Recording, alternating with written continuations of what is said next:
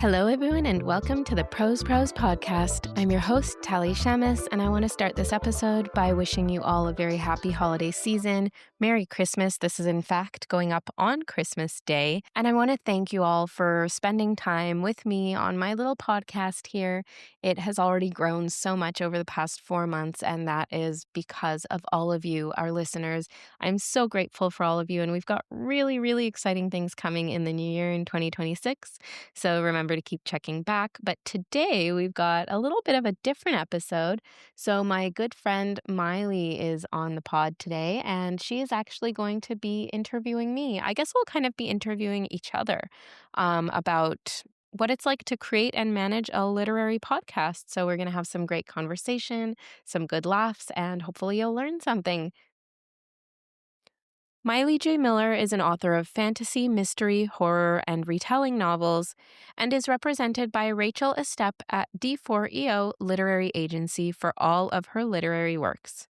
She's a freelance editor, a reader for the literary magazines Uncharted magazine and Fractured Lit, a book reviewer with SFF Insiders, the host of the literary podcast Books and Beyond, and she is pursuing her BS in English in the hopes of becoming an agent or editor someday.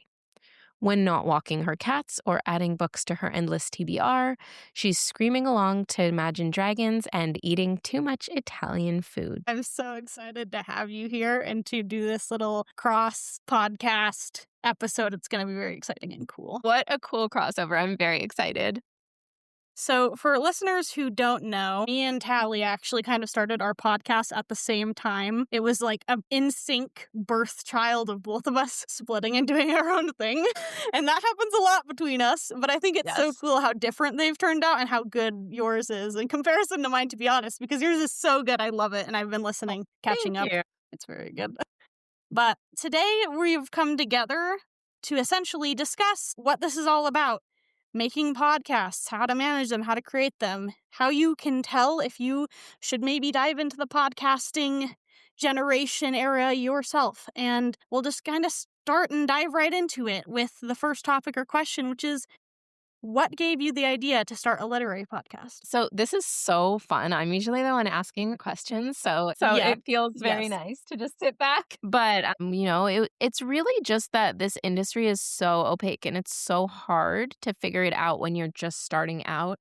And I always had this goal of, once I figure publishing out, I am going to somehow share my learnings with others in the community. And a podcast just seems like, the easiest way to do that. You're sitting down, you're talking, you're sharing. So I love that. I love talking. Oh my gosh. I can just sit and talk for hours. Yes, so we talk a lot, guys. Yeah. If you didn't know, couldn't tell already. We talk a lot. And then, something that really pushed me to start a podcast is, as you know, back in June, I was on TS Not Ya with my query letter, and I had so much fun recording that episode with Cece, Carly, and Bianca. And I thought, I want to do this all the time. That was my first real experience with, being on a podcast, being involved. And I just thought, this is so awesome. You get to meet so many people, you get to chat, and it's just really cool. Yes, I had very similar goals in mind and why I started. I also wanted to help people specifically about the submission process. I remember when I started querying that, oh my word, I had no idea what the submission process was like. I was completely blind. Imagine just going through a room and kind of not knowing at all what you're doing. That's how it felt like to get information about sub while I was querying. And I think as a querying writer, I really was like, if I ever get an agent, I want to tell people what's up with submission. And then it kind of expanded to that broader spectrum because I feel like so much of it, like you said, is so opaque and hard to find information. And a lot of it is unfortunately gate-kept, whether it's intentional or not. And a lot of people don't think of saying these things because to them it might be general knowledge. To others, it might not be. Yeah.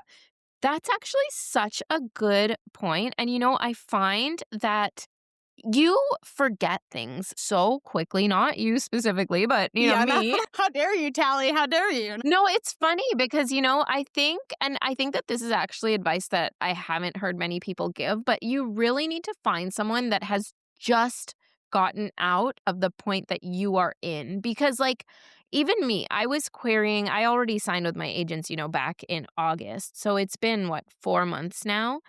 And Yeah. I already don't remember a lot of the intricacies. Yeah. And I was always wondering when I was querying, why isn't this material like already a thing? Why isn't there a podcast that exists to talk about this? And it's literally because of that. You think, oh, it's not going to be that big of a change, but it's like a 180 in It is. perspective because you really get turned around and you're like, okay, we're on the outside of the box. Now you're on the inside and there's like a bajillion things in here for you to discover. Exactly. So Exactly. I'm sure there's a psychological principle somewhere about how you forget things to make room for new information, and that is truly why I think a lot of people just don't remember and don't realize how niche this Oh, for industry sure. truly is. For sure. And also, actually, the funny thing, I'm going to draw a parallel here to having kids. Yay. Because when you have kids, the whole process, like being pregnant is, great for some people, very difficult for others. Giving birth is very difficult. Having a newborn is extremely difficult. And there are times in the newborn phase where you truly don't know if you will survive. It is very tough. And then a few years later, you completely forget and you're like, I want another baby. And I feel like publishing must be the same because it's so hard and it's so stressful. And there are days where you're like, what am I doing to myself? And then you Yeah. finish a book and you're like, let's do this again. I want to write another. Yep. Yeah, it's so funny. I was actually just doing a writing sprint on the day we're filming this with somebody live in a Discord server. And it was so funny because she was talking about how she just could not motivate herself to write. And I'm like, that's how it is a lot of times is we love this. We love Yeah. it so much. Yeah. But getting ourselves to do it sometimes is It's true. It's tough. It's not easy. It's really not easy. so. In the same vein of what gave you the idea to start your podcast, what podcast inspired your own? You've mentioned one. Anything more about to say about that one or others you listened to that inspired you for your podcast? Yeah, so I think that T.S. Not Ya, the shit no one tells you about writing really is the number one that inspired me because they give such actionable advice to querying writers. And they also get, successful writers in on the show to share lessons they've learned. I think a lot of other podcasts, which I love and I enjoy, focus really on those published writers and how they write their books and their journey. And I feel like somebody who has had great success and is a New York Times #1 bestseller and whatnot is going to have very different, writing journey at that moment in time than somebody that's starting out, obviously. And so I think that drawing inspiration from those podcasts that really focus on people starting out. I mean, you mentioned to me, I love her podcast, Danielle Termode's podcast as well, that focuses more on mental health. I just love all Yes. these podcasts. You, Me, and the Writing Journey and Literary Blend. I should probably say the names of the Yeah. podcasts. All good. We got this. We're professionals here. But also, so recently, Carly and Cece started this kind of other type of segment that they post. I think they post on Tuesdays or Wednesdays. I can't recall. But it's called Shooting the Shit. And they talk more about the publishing industry. And I find that one to be really fascinating as well. I don't know if you know of any other podcasts like this, but personally, I don't really know of any podcasts that actually dive into like what are the trends, what are publishers talking about, what kind of gossip is there in agent circles. I just find that like Shooting the Shit to be the most interesting segment. I look forward to it every week. And I want my podcast to kind of be more like that in the future, really getting into the publishing industry.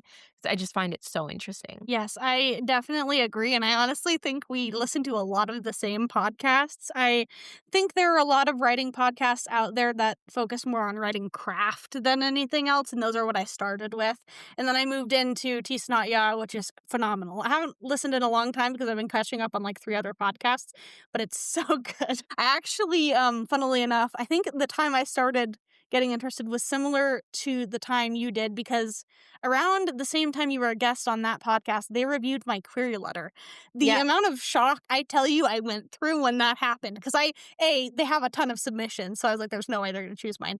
And B, I just wasn't aware it went up. Like they didn't notify me until after they'd posted. And so I went on Discord and somebody's like, Mylee, I saw your query letter. And I'm like, oh gosh, what happened? And so, but I listened to that segment where they critiqued the query for Beneath the Waves, the Labyrinth Sea. And it's so like mind broadening almost to hear different perspectives on it. And they were like, I was worried they were going to tear it apart, but they were super nice about it. Like even the stuff they said to correct. And I'm like, I want to give writers a space where they can feel like they can discuss vulnerable and difficult topics in the industry. I feel like a lot of podcasts avoid that, even the writing ones, where they just will not talk about topics that might, frankly piss people off. But I want people to have that voice and be able to discuss those things because those are important and those are the things we should be looking at. And I think that's what we're kind of doing together on our own, but together in trying to make these things more open to a wider audience.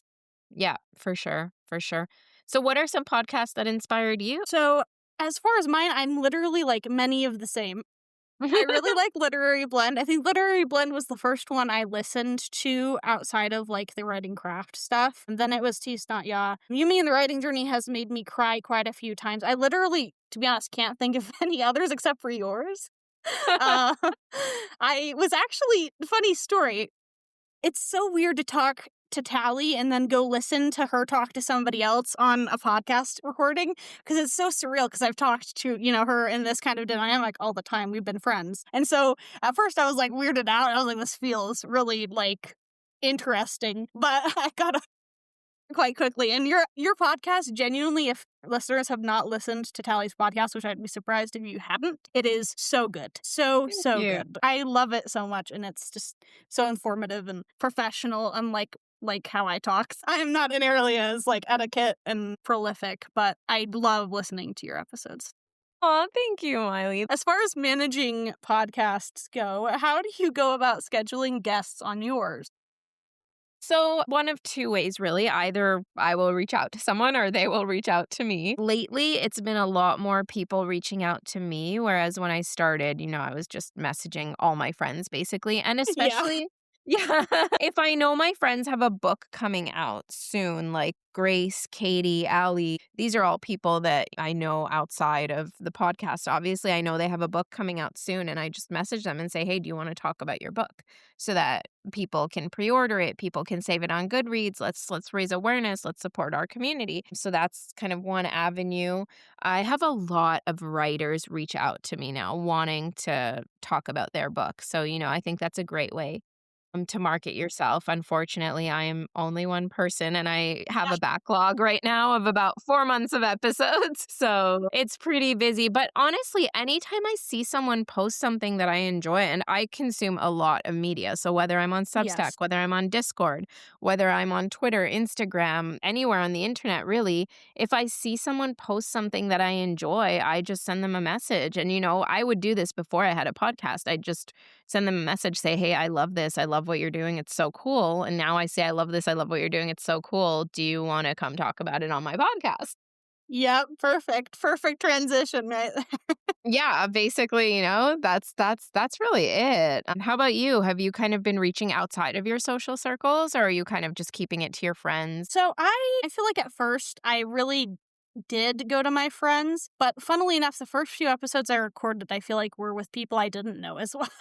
Mm-hmm. And so I'm the type of person that's like, shoot your shot, and if you miss, shoot your shot again.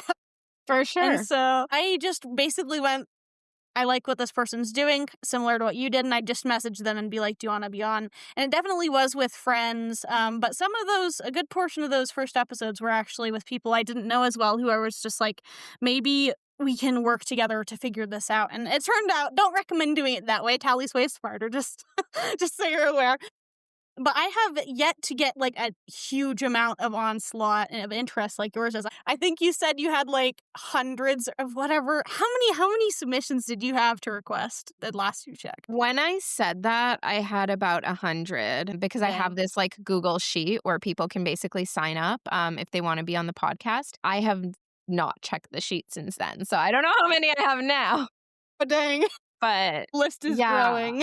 Yeah, and it was slow at first. I'd get like 5, 10 people, and then it just more and more people. And I don't know where they're finding my email address, to be honest, because some people are actually, they're not even using the form. They're just emailing me and my personal email. And I'm like, well, okay. Okay, so just a warning for, like, not as a warning, but a caution tape sign for writers looking to be on podcasts. Don't email podcast hosts personal emails unless you know them to a great extent. It's kind of weird and creepy and concerning. Yeah. It's also a podcast is kind of personal. Like, Yes. it's not like you're just emailing to ask me a question, which if you're emailing my personal email and you have a question, that's fine. I'm going to take the time to reply, like, of course, that's totally fine. But asking me to sit down with you, and it's also, consider the fact that I'm a woman, and especially Yeah. getting emails from like certain people feels a little bit scary to me, unfortunately, because of certain things in our society. And I don't necessarily want to like put myself in that vulnerable position of going on camera with someone that I don't know that's sending me a personal email. It's just, you have to also consider who you're writing to. And Yes. yeah, it's anyway. Yeah, it's definitely keep professionalism in mind. I know a lot of our interactions online are really relaxed and friendly, and that's who we strive to be. But trying to like force your way forward in that way is a little offish. So definitely be careful about it. Go about the methodical routes that we provide, because I also have a forum and I've also got people interested in the podcast that way. Yeah. So that's very much the way to go if you're interested. Unless you know us personally, then maybe send us a Discord DM or be like, hey, I know you and have known you. But otherwise, it does come off a little weird. Yeah, exactly. So, on to the next topic. What do you love most about being a podcast host? Oh my gosh, so much. Everything about it. I mean, I'd be hard pressed to think of something that I don't enjoy. Maybe editing, but even editing I enjoy. Yeah, truly. I love editing. It's so fun to me. I don't know. Maybe it's our brains. Yeah, no, I mean from start to end, like I love meeting new people. I love chatting. I love just sitting down and learning about various different perspectives that I never would have even thought of, and learning about the industry, and then, everyone that I get to interact with because of the podcast, like people that are reaching out to be guests. Like most of the time it's a very positive experience. Most of the time it's not like something creepy or anything like that. And it's Yeah. just so much fun. I love it. I love making friends. I love making connections. I'm like always happy to meet new people. It's a lot of fun, which is very funny because I think I'm an introvert. Yeah, same. But I also love talking to people. So, like, I'll film a podcast episode and then I need to go lie down. Yes. But it's a lot of fun. Yeah. And I think that's the difference between podcast hosts, extroverts, and introverts is we can talk to people and we love it, but we do need to go decompress afterward. For sure. For sure. And it's so funny, too, because I overthink so much. I have such bad anxiety. I have intrusive thoughts that are really difficult to manage at times.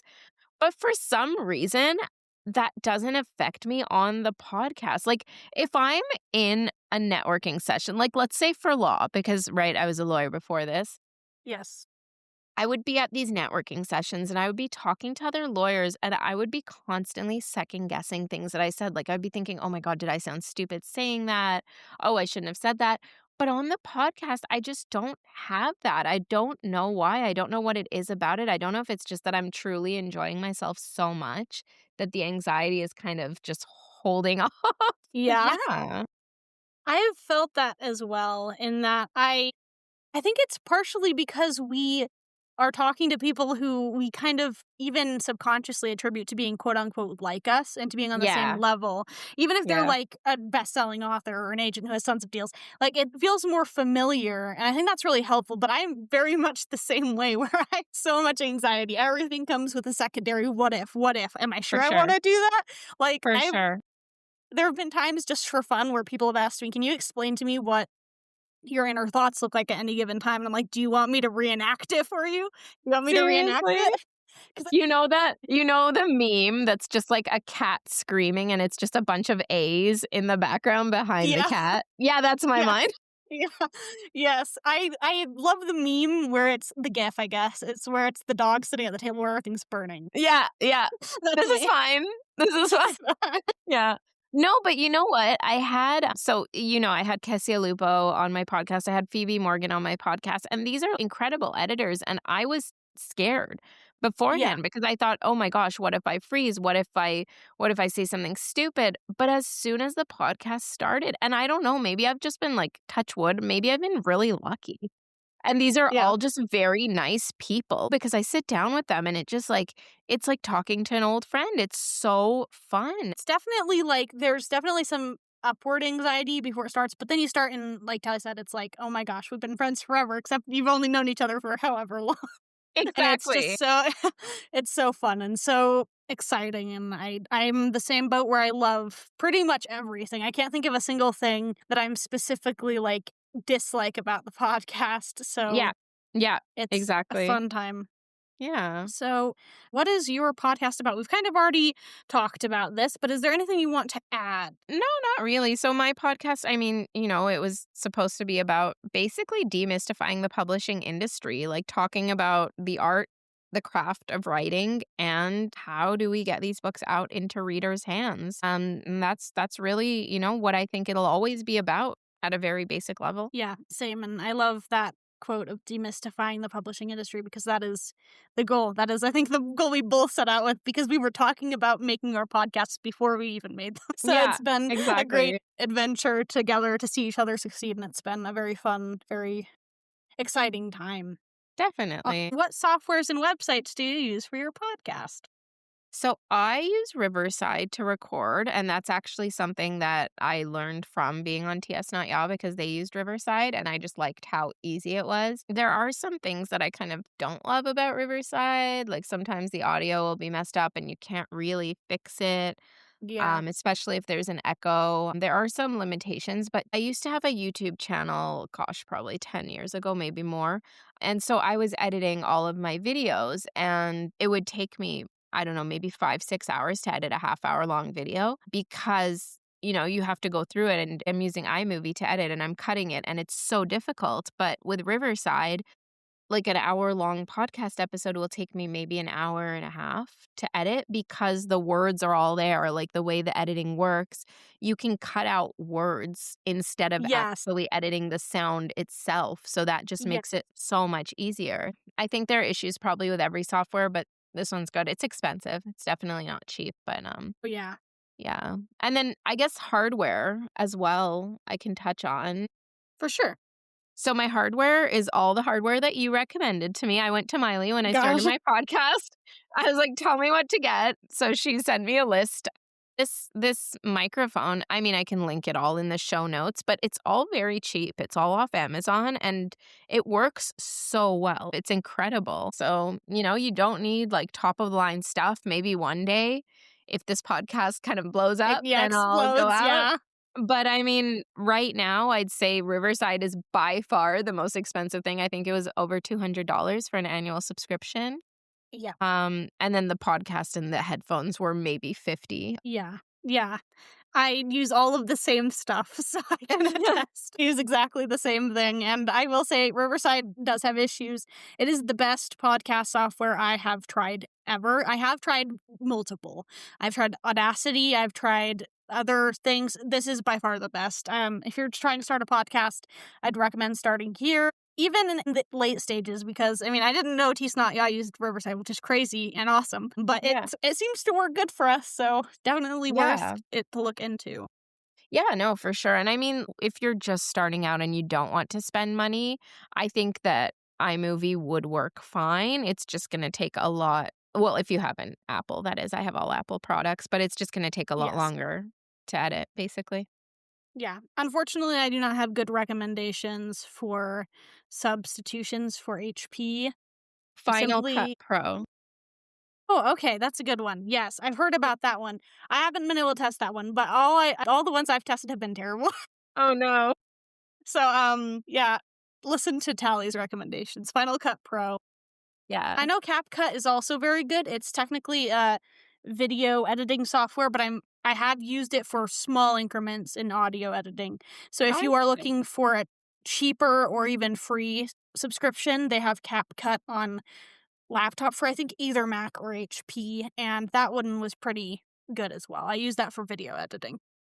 Interesting. So on to our next question. How would you recommend someone start their podcast if they're just starting out?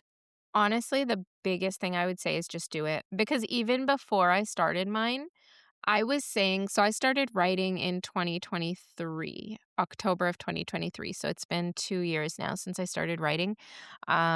Fiction, I should say, because, I was writing agreements and Yeah. contracts before that. Yes. I think probably from a month or 2 into me starting writing, I was saying, I want to start something that can share what I've learned with people. I wanna start something. I wanna start a blog. I wanna start a podcast. I wanna start a YouTube channel, anything where I can just share my learnings. And it took me up until this year to start my Substack and to start my podcast. And I just feel like if I had started it back then, that would also just be such a cool way to track my journey and look 100%. back on where I was at certain points in time. So I just say it doesn't even matter. Nothing matters. You don't need equipment. You don't need anything. Get your notes app or whatever app it is that records your voice and just start recording and just post it. Everything can get better. Quality can get better. You can get more professional, but just start. That's my biggest advice. That is such good advice and such true advice, and I want to second that. I also would love to add, listen to other podcasts. Listen Yeah. to the ones we mentioned. Don't necessarily start without having listened to a podcast ever. You might not know exactly what goes into making them, but I'd Yeah. definitely second that and recommend listen, listen, listen.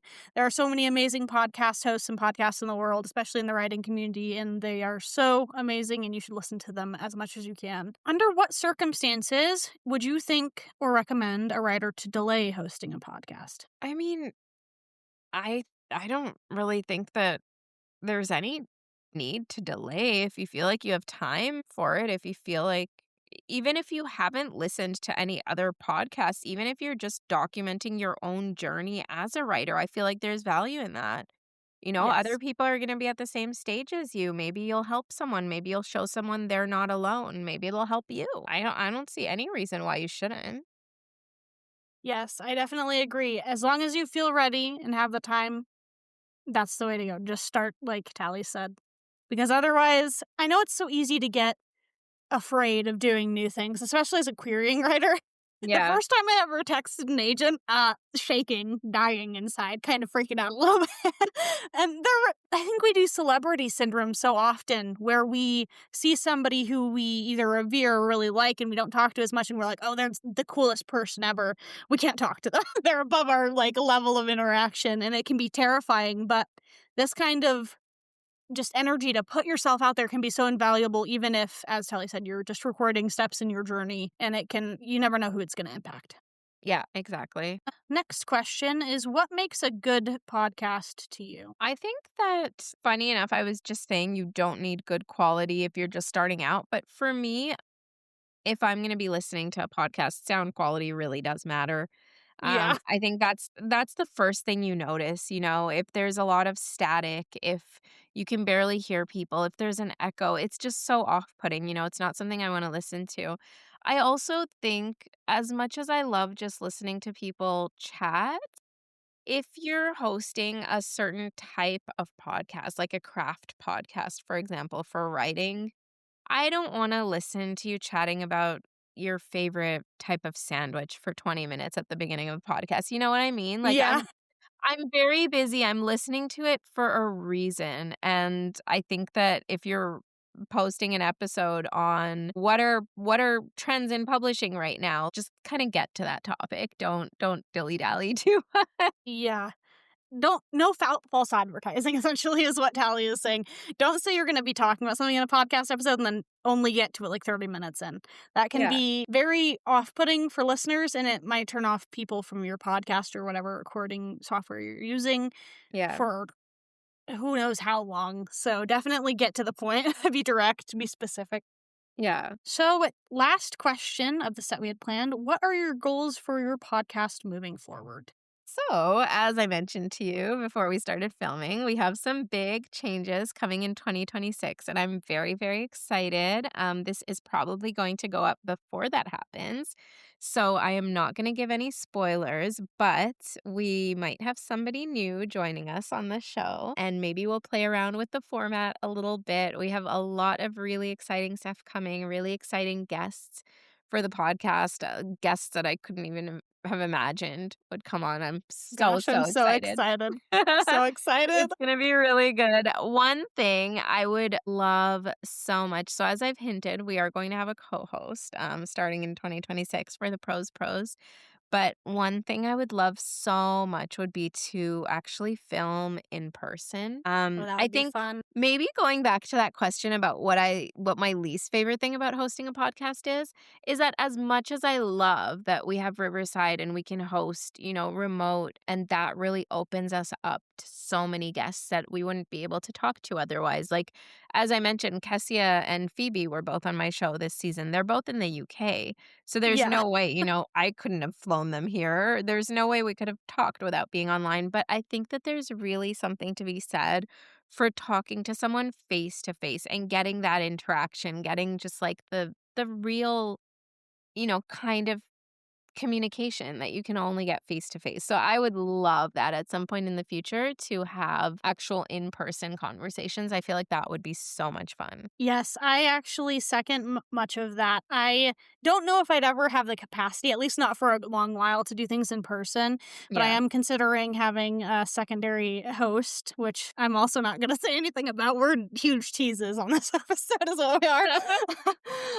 But I also would love, if I'm ever at the capacity of either literary success or just like success in terms of the podcast, would love to pay somebody to edit it, especially as I get busier. I love editing, don't get me wrong. We've kind of discussed that already. But I do think it's such a time-consuming thing that as things get Yeah. more hectic, that it would probably be a good idea to have somebody Yeah. else to edit the things that we record. So that's kind of my goals. And yeah, that's about all I've got.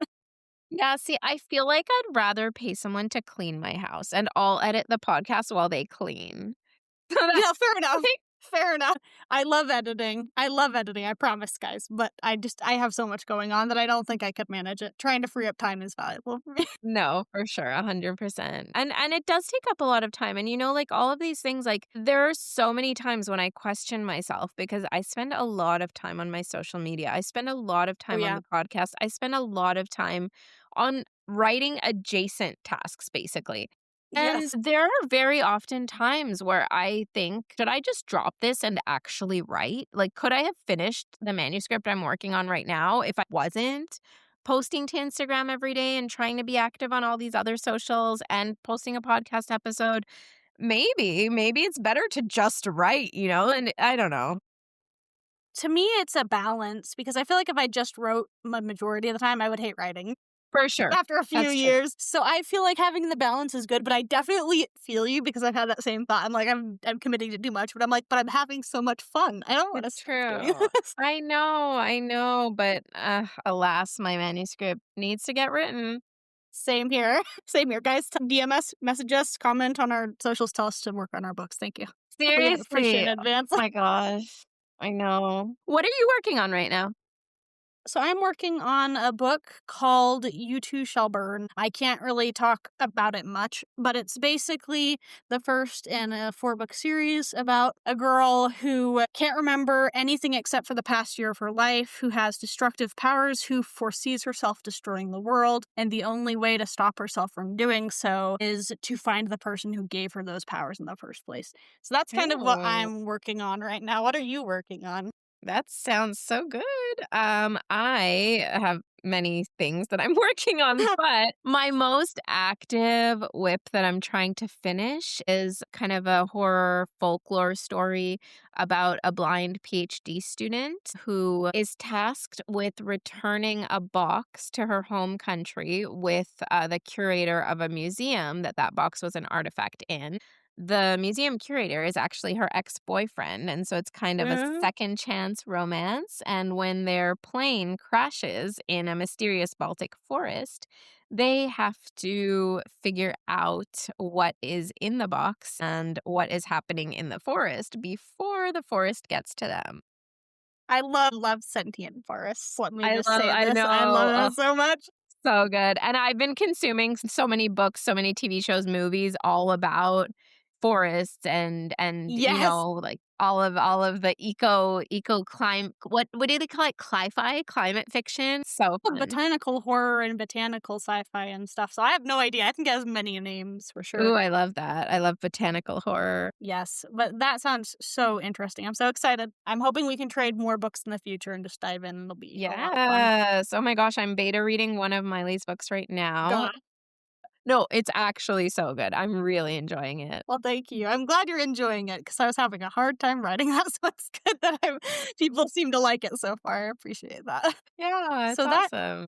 that is the end of this episode of this collaboration between me and Tally. And I have one final question for you, and I've actually modified this. This is part of the updates. This is the new question I'll be asking guests at the end of every episode is, if you could recommend one book to listeners, what book would that be? Okay, so craft or fiction? Fiction. That just made it so much harder. Oh my gosh, I'm how so do I sorry. pick just one? Okay, but then I have recency bias. Is that what they call it? The bias Yes. towards whatever you've consumed more recently?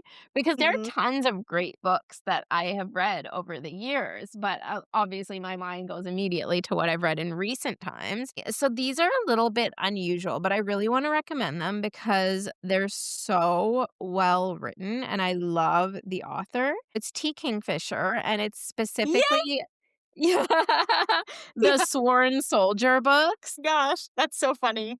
I love that. Why? Yes, because They're I'm reading it right good. now. Oh, I'm that's reading it so right. funny.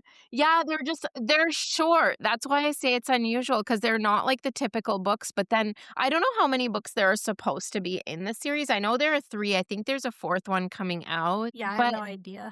it's so incredible how she writes because T. Kingfisher, she manages to write where you can see exactly what the protagonist is feeling. You're in their mind, you're in the story with them, but she doesn't tell you what they're feeling. She has a way of just showing everything so elegantly and without using, this purple. I love purple prose. I have nothing against it.